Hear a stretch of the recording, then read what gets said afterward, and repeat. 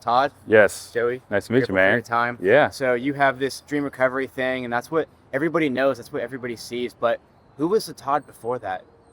The time before that, honestly, I've always been driven by like helping people. My parents were both teachers, and so I wanted to go in the strength conditioning world because when I played football, my strength coaches changed my life. You know, they give you so much confidence, and a lot of athletes will experience that. But as I learned more about sleep and spent time with some sleep doctors, you know, if I wanted to help people perform, which is kind of like the lens I was going through, it was hard not to talk about sleep. Like sleep is the foundation. And so I shifted my focus, but the goal has always been to help people. Like I love interacting with people. There's nothing better than like when someone tells you the impact that some of the changes they made had on their life, especially when it's like a dad or a mom and they have more energy for their kids. Like that makes it all worth it. So I've always been on the mission to just help people, and that's what's fulfilling to me. And then luckily we're able to, you know, create a product line that does that. You said that you had coaches, and they always talked about recovery, whatever. Would you Yep. say that those coaches were a mentor for you in a way?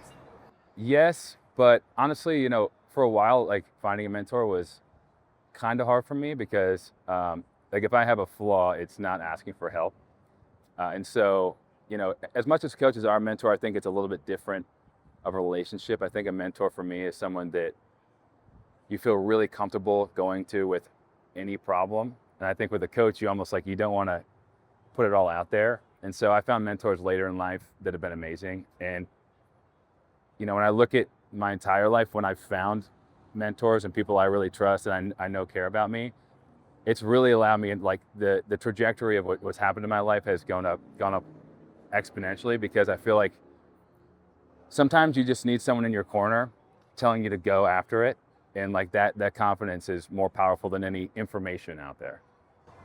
Sometimes we can't, when we're inside the box, we can't see from outside. For sure. We can't see our own flaws. For So sure. that's what a mentor's been for Yeah, you. yeah. Even when they do studies on like humans, when they are like in an actual box, like we have such a hard time. Like we see point A and B, but we can never see it from that point C, like that third party perspective. And I think, you know, when you look at like some of the best, like even like business coaches or, you know, prominent figures, you know, like a Tony Robbins, who's world class, really what he's doing is just telling people they can do it and they believe it. And so I think that, you know, finding somebody that's in your corner is beyond valuable.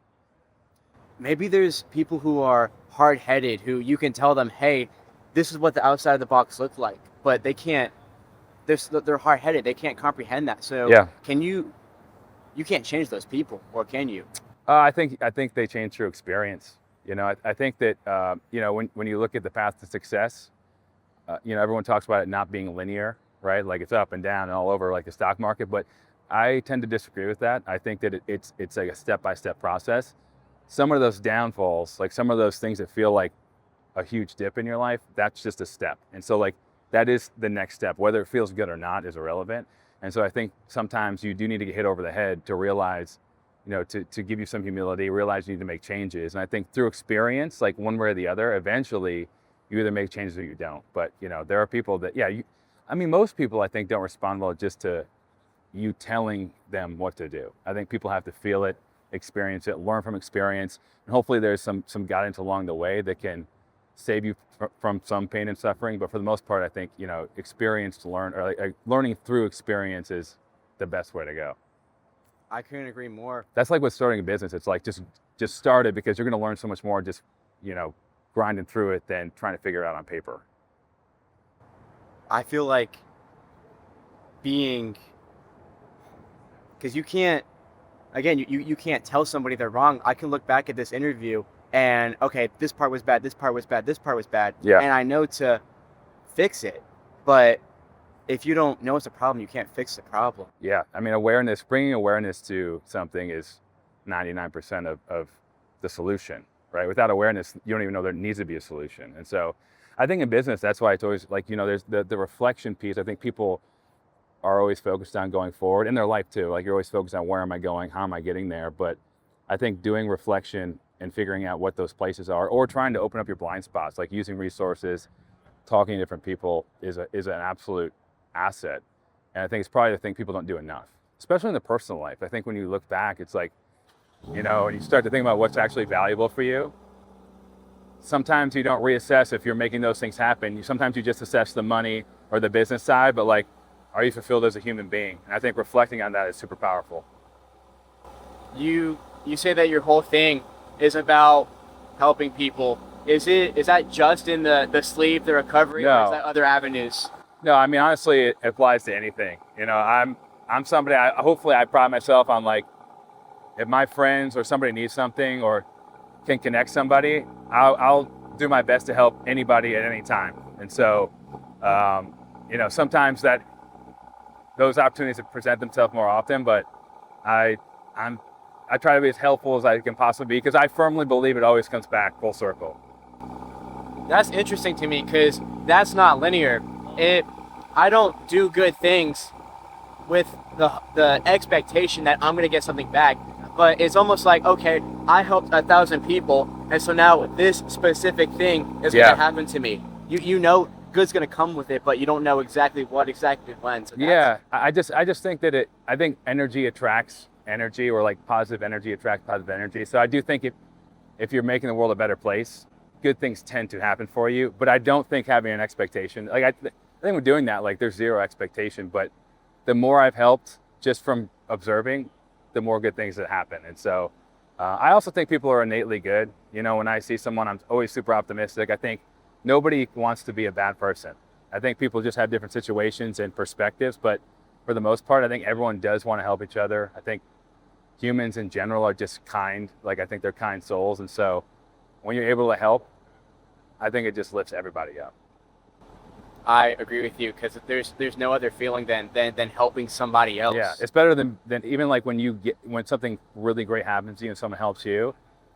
I feel like it's still better when you can assist and see someone else win. It feels better. So yeah, I guess in some way, like, I don't want to say selfish, but there is a level of like, it's so fun seeing other people win. And there's so much opportunity for everybody to win. I think it's crazy to root against other people. Like, everybody can do really well. And like, when you're actively rooting against people, it's like, why? You know, why not celebrate other people's success? It has nothing to do with you. Negative energy too, because if you walk into your business and you have negative Nancy over there, you feel that when she walks in, and it's strong. And if you're in a good mood, you have the principles and the things to keep your good mood in a good mood, but you can't sit there and act like Nancy is somewhat going to have an effect on you. Right. No, I mean, I'm probably like, I'm very aware. I think like people's energy really affects me. Like, I love being around people that are good vibes and positive. Like, it makes a huge difference in my life.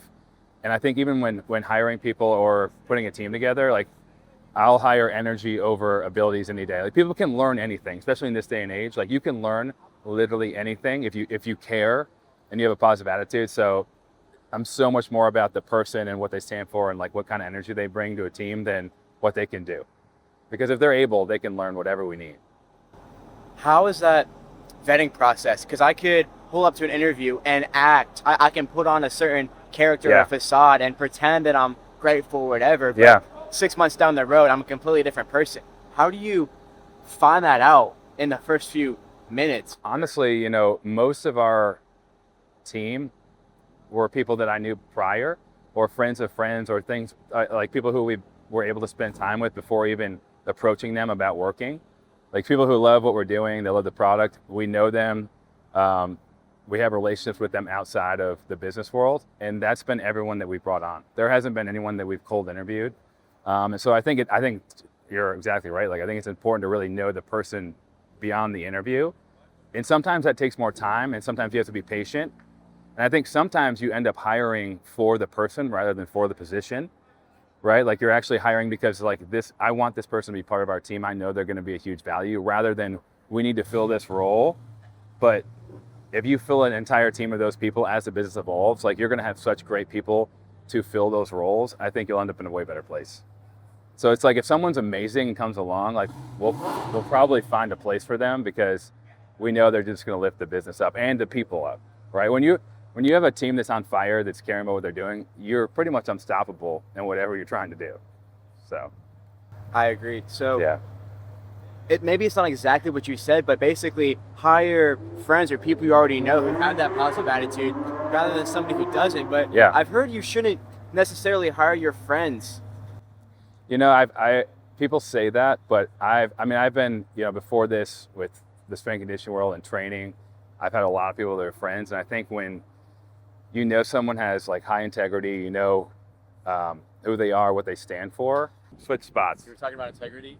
Yeah, so I think, with hiring friends, I think when you break down like what is a friend, that's a good place to start. And I think a friend is someone you trust, you can count on, you know who they are, you know what they stand for, their values. And so I think regardless of the relationship, if you treat each other with respect and you have integrity, things usually go really well. So I think there is some lines to cross. I think it's like, there's always that level of like business and keeping a relationship professional. But for the most part, if you all have the same mission and you care, or at least you have the same values and you care about the same things, I think it can be done. And we've done that quite a bit. And everyone has a different route, but I'm all for it. I agree, because right now it's better.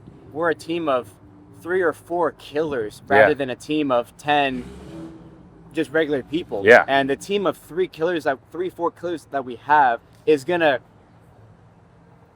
do dividends. It's gonna work out so much more better than if we just had a lot of people who aren't. I think knowing someone has your back no matter what, like that's the best piece about having friends that you work with. They have your back. Like, as a human being, they have your best intention.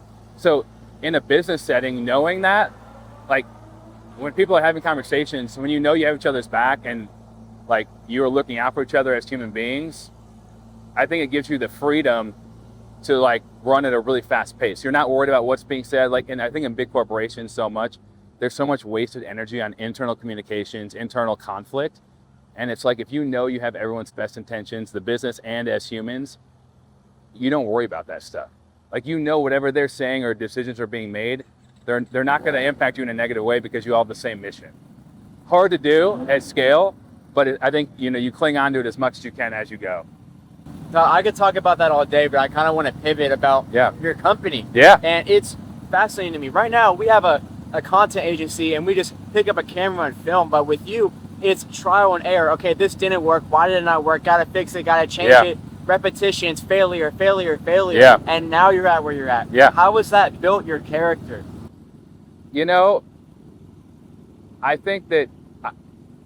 think sport taught me a lot about business in the sense of like, you have to find something that you're so excited about, you're willing to do whatever it takes to achieve, right? So for me, I walked down at Michigan State. I grew up a Michigan State fan like my whole life. My dad went there, and I had a really tough journey. It was crazy, injuries, all this stuff.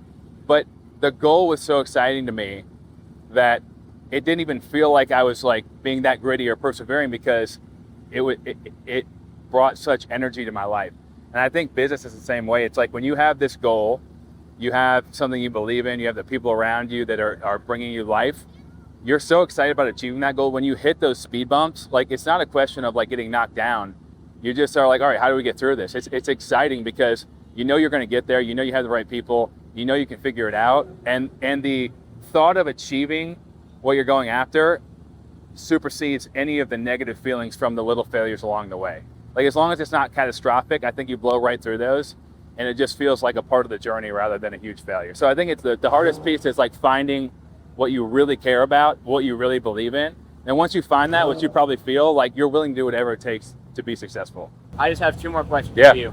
If you were to take every single book that you've ever read, everything a mentor has ever told you, every single piece of advice you've ever heard, and condense it down into one piece of advice, what's the greatest piece of advice that you've ever received? It's a great question. I mean, the greatest piece of advice is just go. Like, go. Like, if you're going to go, go. Like, do not look back. Life is way too short. Like people get taken early, you never know. Regret is the worst feeling in the world. So every decision I make is, will I regret this when I'm 70? Literally, if you ask my wife, anytime I have a big decision to make, it's, will I regret this?